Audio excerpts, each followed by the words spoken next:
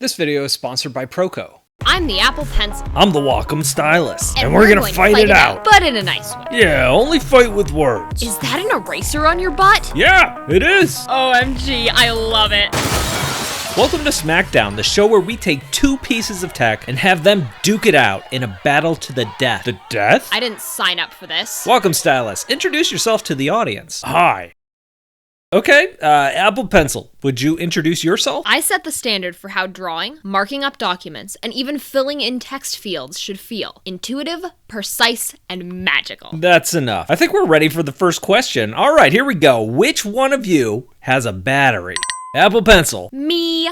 I'm the one who has a battery. How'd you make that noise? There is a buzzer. It should be on your desk. I'm just not seeing it. The tech that powers each of these pens is a little different. Wacom's Stylus is an electromagnetic resonance pen, or an ERM pen for short. The tablet has sensors under the screen. Those sensors send out electromagnetic waves, and they wait for the pen to come near.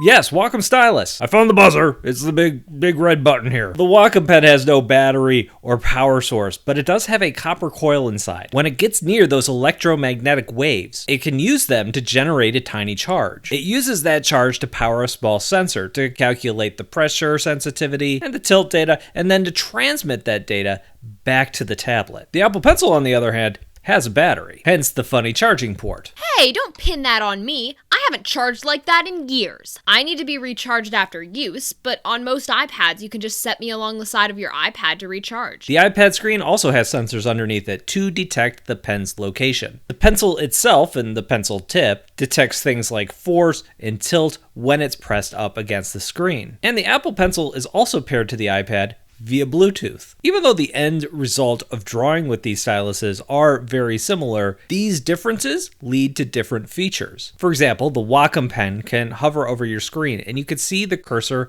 moving along with your pen tip. In a lot of drawing programs, you can see the size of your brush before you start leaving a mark on the canvas. Oh, that's cool. Thanks, I like how you charge. Some apps on the iPad emulate the cursor size, but there's no hover state on the iPad, so you're not going to see your cursor until you start drawing. All right, next question. Which one of you is better at drawing? She is. I was just trying to be humble. Same. We're both really good. Okay, that was a trick question. You both passed this time. Both of these pens are fantastic. Using a program like Clip Studio, which runs on desktop computers and on iPads, we can see how much fun both of these pens are to use. The pressure sensitivity is responsive. Brushes that take advantage of tilt do it really well. If I had to give the edge to one of them in terms of overall line quality, I would go with Wacom. How does that make you feel, Wacom? I'm fine. What about you? Are your feelings hurt? Nah, I'm good. Battery-powered pens are known for having some wave to the line, especially when you're drawing on an angle slowly. The Apple Pencil is far better than most battery-powered styluses in this regard. But in some apps, you can still find that wave when you go looking for it. The Wacom pen has always been best in class here. It's just so smooth. But when we're talking about detecting pressure or tilt or just the overall drawing experience,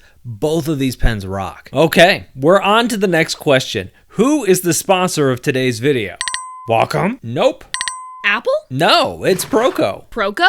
The online learning community? Yeah, for artists with high-quality lessons on drawing, painting, and sculpting. I've been taking the Anatomy for Artists course taught by Stan Procopinko himself. There are 362 video classes in this course. It is crazy in-depth. You start learning the muscle groups by name by doing anatomy tracing. This is a great way to learn where the muscles are. And as you dive deeper and deeper, you see how they connect and how they change when the body moves. And it's not just anatomy you can learn on Proco. There are a ton of courses here. Other fundamentals like figure drawing or portrait drawing, and a bunch of fun ones taught by industry pros like creating a comic page or learning character design by making monsters. If you're a beginner, a hobbyist, or an industry professional, you're going to find a Proco course for you. And Proco believes a strong community is essential for growth. Get the support of other art students who will provide encouragement, communication, and inspiration. The first 100 people to use the code COLBO20 will get 20% off their first order on Proco. Check out the link down below in the description to get started today.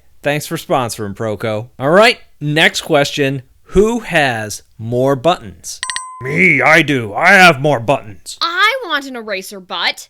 Tim Cook, are you listening? The Wacom pen has 2 buttons along the side. Since Wacom tablets hook up to Mac or Windows PCs, those buttons can be mapped as shortcuts or be used to emulate mouse clicks. The Wacom pen also has that eraser around the back when you flip it over. I have a button too, but it's hidden. Yeah, the Apple Pencil 2 has a tappable area along the flat side of the pencil. This is only on the newer Apple Pencil 2, not the original. Some people love it. I turn mine off because I'm always accidentally tapping it and toggling between the pencil and eraser mode or something. You turn it off? I do turn something off on my Wacom tablets too, the touchscreen. On the Cintiq 24, it registers way too many false touches. It can be frustrating to accidentally change layers or leave little marks on your canvas. The good news is the latest Wacom Cintiq Pro 16, way better touchscreen. I hope they roll it out to their other devices soon. Now the Apple Pencil's palm rejection, you've always been A+ there. Okay, you two, you're mortal enemies. This is your chance to let out your feelings about each other. I feel that he's a really great guy. That's the nicest thing anyone's ever said about me. This isn't working. You should be angry, yelling. Think of the ratings. Are you into anime? I love anime. Oh, okay. Next question. This one's about price. That makes me uncomfortable. I'm magical.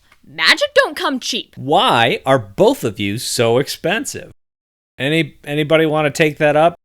Did you forget where the buzzer is again? Both the iPad and the Wacom tablets come in on the higher side of price.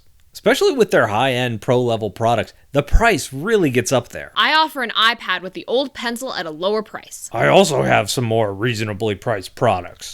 Ooh, we have some surprise guests here. Meet Huion Pen Display and Mr. Android Tablet. No, this was not in my contract. Absolutely not. Let's rumble. I'll take the one on the left. I don't like where this is going. There are cheaper alternatives out there for both Apple and Wacom products. We don't have time to really do a deep dive into that today. Oh, thank goodness. If you're looking at Samsung tablets, though, those pens are actually Wacom-powered pens. You can find those pens in their high-end phones, too. Heck, even some of their laptops come with these Wacom-powered pens. Samsung calls these S Pens. They're a little different from the Pro Pen, so it's not interchangeable. You can't take a Pro Pen and draw on an Android tablet or vice versa. But still, you get a lot of the same features in a budget device. Oh, do you hear that sound? That means we are in our final round, and that means, you guessed it, trial by combat. Our competitors meet right here in the arena for a brutal fight, a cage match to figure out who is the winningest winner. Are you guys ready? Hey, are they ready? Where'd they go? Where'd they go? You should check out the full review of the latest Cintiq Pro 16. Oh yeah, or on the iPad Air. That's a good one too. Oh yeah, I like that one. Have I told you about the revolutionary new M1 chip? I love chips. I prefer a good dip, but I could go for really